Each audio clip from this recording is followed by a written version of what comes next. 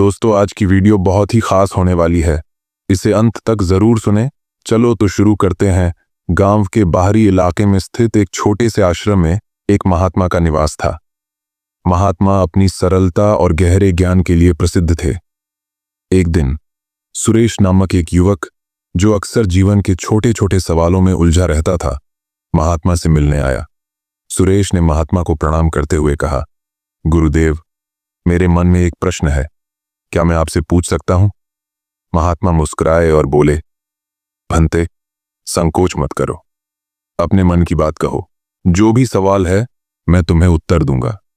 सुरेश ने झिझकते हुए कहा, गुरुदेव, मैं यह जानना चाहता हूं कि यदि कोई मनुष्य कुत्ते को रोटी का एक टुकड़ा खिलाए तो उसे क्या लाभ मिलता है? मैंने अक्सर सुना है कि ऐसा करने से पुण्य मिलता है, परंतु इसके पीछे का कारण मैं समझ नहीं पाया।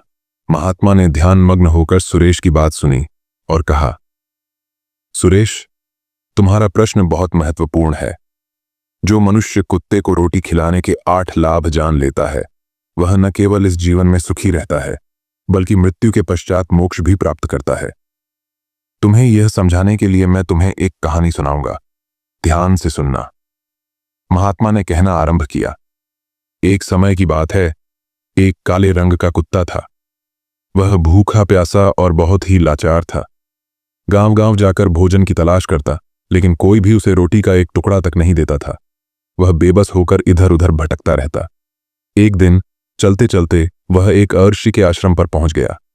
भूख से बेहाल कुत्ते ने अर्षि से कहा, हे मुनिवर, मैं भूखा प्यासा हूं, कृपा करके मुझे रोटी का एक टुकड़ा दे दीजिए, जिससे मैं अपनी भूख मिटा सकूं।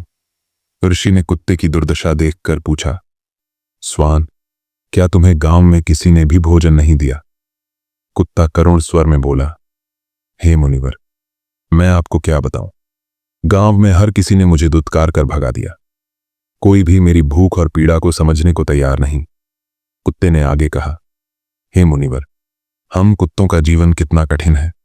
हमारे पास न घर होता है, न कोई आसरा, न हमें कपड़े पहनने का ज्ञान है, न ही अनुशासन। फिर भी हमें भूख लगती है, चोट लगती है, और हम भी आपकी तरह रोते हैं। हमारी भूख को समझने वाला कोई नहीं। लोग हमें तिरस्कार की दृष्टि से देखते हैं और हमें पीड़ा पहुंचाते हैं।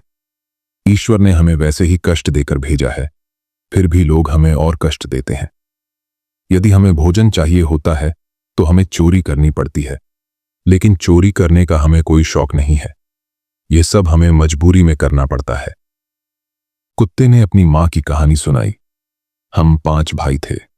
हमारी मां दिन रात हमारी देखभाल करती थी, लेकिन गांव वालों के लिए वह केवल एक कुतिया थी।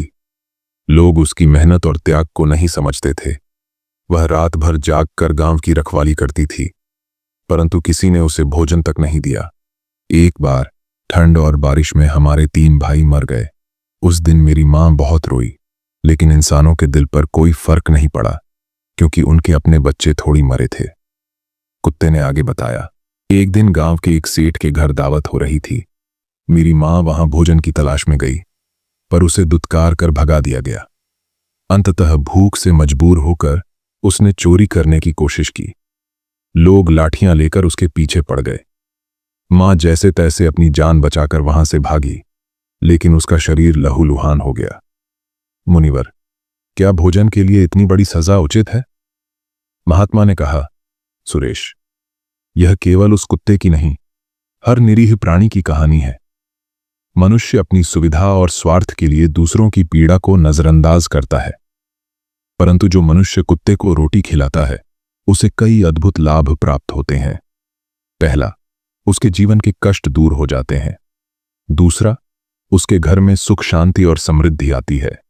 तीसरा, उसके कार्यों में आने वाली बाधाएं समाप्त हो जाती हैं। और चौथा, उसे मृत्यु के बाद मोक्ष की प्राप्ति होती है। महात्मा ने सुरेश को समझाया, यह विधान स्वयं भगवान ने बनाया है कि घर की पहली रोटी गाय के लिए और अंतिम रोटी कुत्ते के लिए होनी चाहिए। जो मनुष्य इस विधान का पालन करता है, उसका जीवन सुखद और संतोषपूर्ण होता है।